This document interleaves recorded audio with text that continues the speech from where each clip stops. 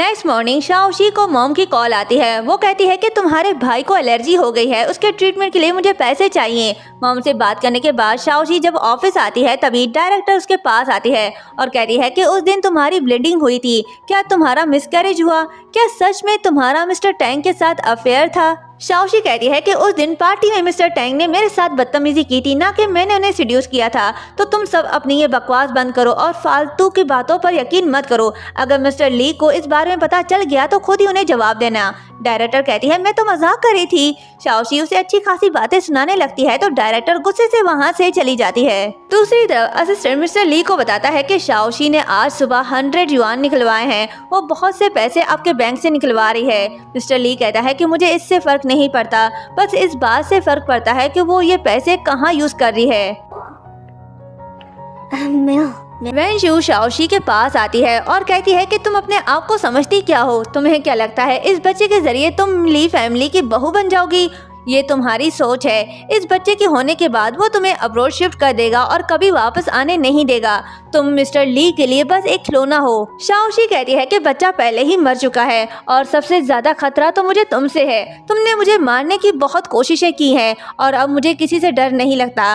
वेंशी कहती है कि अगर मुझे पता चला कि तुमने मुझसे झूठ कहा और सीक्रेटली मिस्टर ली के बच्चे को जन्म दिया तो तुम्हारे लिए ठीक नहीं होगा। ये कहते ही वो वहाँ से चली जाती है। शाओशी लंच करी होती है कि तभी वहाँ मिस्टर ली आता है। शाओशी सोचती है कि इतने अमीर आदमी को भी यही जगह मिली थी, कहीं भी जा सकता था, यहाँ आने की क्या जरूरत थी? मिस्टर ली उसके पास आता है और कहता है कि क्या सोच रही हो? ये कहते ही वो जैसे ही बैठता है तो शाओशी अचानक से उठ जाती है, जिस वजह से मिस्टर ली के पैर पर लग जाती है। शाओशी कहती है कुछ नहीं सर, उस दिन मेरी हेल्प के लिए थैंक यू, मैं ये कभी नहीं भूलूंगी और कंपनी में अपना हार्ड वर्क दूंगी। बेचारा मिस्टर ली कहता है कि ठीक है तुम बैठ जाओ। शाओशी बैठ जाती है। मिस्टर ली पूछता है कि क्या तुम्हारे पास पासपोर्ट है? शाओशी कहती है नहीं। तो मिस्टर ली कहता है कि क्या तुम मेरे साथ पेरिस ज्वेलरी एग्जीबिशन में चलोगी? ये सुनकर वो जैसे ही खुशी से उठती है कि तभी फिर से टेबल मिस्टर ली के पेट पर लग जाती है। शाओशी सॉरी कहती है। मिस्टर ली कहता है ठीक है, डिपार्टमेंट का आदमी तुम्हें पिक कर लेगा। वो कहती है कि ठीक है सर, तो मैं पासपोर्ट के लिए अप्लाई करने जाती हूँ। वो खुशी खुशी वहाँ से चली जाती है। शाओशी जा रही होती है कि तभी उसकी कोलीग आकर उसे कहती है कि ये फाइल ऊपर ले जाओ, क्लाइंट तुम्हारे डिजाइन देखना चाहता है। शाओशी जैसे ही ऊपर आती है तो वो क्लाइंट और कोई नहीं हुआचिन होता है जो पेंटिंग्स देख रहा होता है। शाओशी पूछती है कि तुम ये ज्वेलरी किसके लिए बनवा रहे हो? अपनी गर्लफ्रेंड के लिए? हुआचिन कहता है कि मेरी कोई गर्लफ्रेंड नहीं, मैं ये अपनी मॉम के लिए ले रहा हूँ, उनका बर्थडे है नेक्स्ट मंथ, मुझे एक अच्छा सा नेकलेस चाहिए।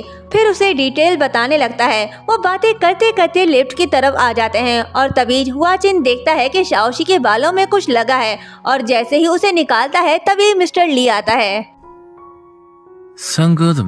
वो दोनों को साथ देखकर गुस्सा हो जाता है और हुआचिन से कहता है कि तुम यहाँ क्या करे हो? हुआचिन कहता है कि मैं यहाँ कस्टमाइज्ड ज्वेलरी का ऑर्डर देने आया हूँ।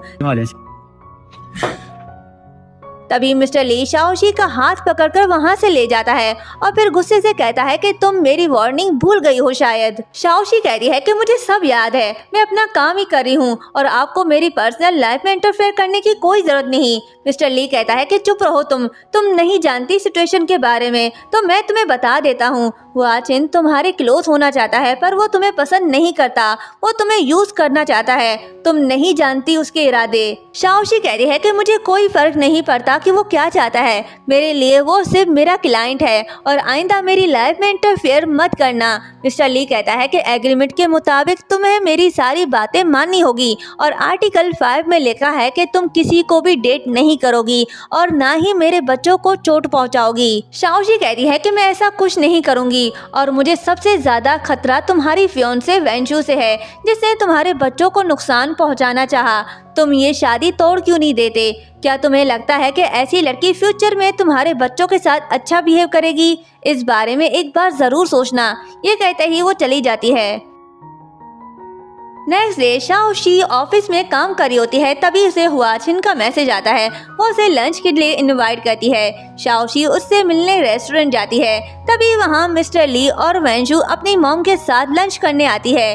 दोनों को साथ देखकर मिस्टर ली फिर से जेलस हो जाता है। वेंशु कहती है कि ब्रदर हुआचिन, क्या शाओशी तुम्हारी गर्लफ्रेंड है? तभी शाओशी कहती है कि ऐसा कुछ नहीं है, हुआचिन सिर्फ मेरा क्लाइंट है और हम यहाँ सिर्फ बिजनेस की बातें करने आए थे। मिस्टर ली कहता है, अच्छा तो ऐसी बात है, फिर मेरे भाई को ज्यादा परेशान मत करना। ये कहते ही वो गुस्से में बैठ जाता है और उन्हें देख रहा होता है। तभी वेंशु की मॉम कहती है कि तुम दोनों बच्चे नहीं हो, अब तुम दोनों को शादी कर लेनी चाहिए। मिस्टर ली कहता है कि मुझे अभी शादी में कोई इंटरेस्ट नहीं और आपको हमारे फैमिली रूल्स के बारे में पता तो है। वेंशी कहती है कि तुम तो ली फैमिली के हेड हो ना, तो रूल्स चेंज कर दो। मिस्टर ली कहता है, कभी नहीं, ये रूल्स मेरे दादा ने बनाए हैं और मैं ये कभी नहीं तोड़ सकता। मॉम कहती है, शादी नहीं कर सकते लेकिन एंगेजमेंट तो कर सकते हो ना। मिस्टर ली कहता है कि आपको मेरे एक्सीडेंट के बारे में पता है, तो मैं किसी भी लड़की के क्लोज नहीं होना चाहता। और हाँ, टेंशन मत लें, मेरी फियांसे वेंशु ही रहेगी। ये सुनकर वेंशु खुश हो जाती है। हुआचिन शाओली से कहता है कि कल एक इवेंट है, क्या तुम मेरे साथ चलोगी? शाओशी खुश होकर हाँ कहती है। ये देखकर मिस्टर ली को गुस्सा आता है। वेंशु मिस्टर ली से कहती है कि देखा तुमने, मैंने तुमसे झूठ नहीं कहा था, शाओली हुआचिन की लवर है।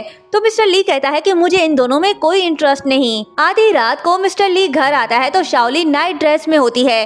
मिस्टर ली उसे देखकर सोचता है कि ये लड़की बड़ी चालाक है, मुझे सेड्यूस करने के लिए ऐसे कपड़े पहने हुए हैं। ये कहते ही उसके पास जाता है और धमकी देता है कि तुम्हारी सारी चालाकियां मैं समझ सकता हूँ और नेक्स्ट टाइम मैं तुम्हें हुआचिन के साथ ना देखूं।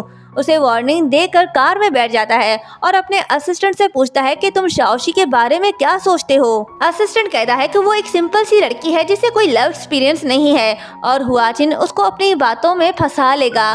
तो मिस्टर ली सोचता है कि मैं ऐसा कभी होने नहीं दूंगा। नेक्स्ट मॉर्निंग मिस्टर ली शाओली के घर जाता है तो शाओली तैयार होकर इवेंट में जा रही होती है। मिस्टर ली उसे जाने से रोकता है लेकिन शाओली नहीं सुनती, तो मिस्टर ली उसे उठाकर सोफे पे बिठा देता है और कहता है कि अगर तुम यहाँ से गई तो मैं तुम्हारा क्रेडिट कार्ड ब्लॉक कर दूंगा।